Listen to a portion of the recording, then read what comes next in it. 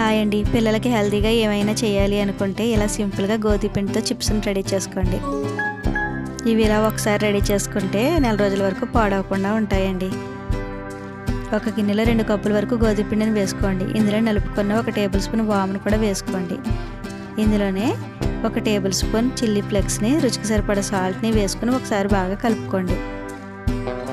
ఇవి కలిపేటప్పుడే 2 టేబుల్ స్పూన్ల ఆయిల్ని బాగా మరిగించుకొని వేసుకోండి. బాగా మరిగించిన ఆయిల్ వేసుకోవడం వల్ల మనకు చిప్స్ చాలా గుల్లగా వస్తాయండి.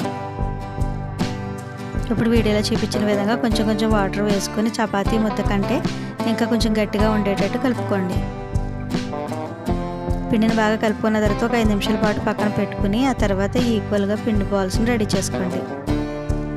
అందులో ఒక పిండి ముద్దను తీసుకుని చెక్క పైన పొడి పిండిని అద్దుకుని వీలైనంత పలచగా రోల్ చేసుకోండి.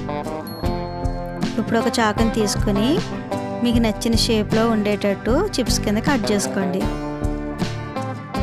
ఇలా కట్ చేసుకున్న అన్నీ ఒక ప్లేట్లోకి తీసుకోండి. ఇలా రెడీ చేసుకున్న చిప్స్ అన్నిటిని డీప్ ఫ్రైకి ఆయిల్ పెట్టుకుని ఆయిల్లో ఫ్రై చేసుకోండి. వీటిని ఫ్రై చేసేటప్పుడు ఫ్లేమ్ని మీడియంలో పెట్టుకుని ఫ్రై చేసుకోండి. ఇలా రెడీ చేసుకున్న చిప్స్ని ఒక డబ్బాలో వేసుకుంటే నెల రోజుల వరకు నిల్వ ఉంటాయి. మా వీడియో నచ్చితే లైక్ చేయండి, షేర్ చేయండి, సబ్స్క్రైబ్ చేసుకోండి.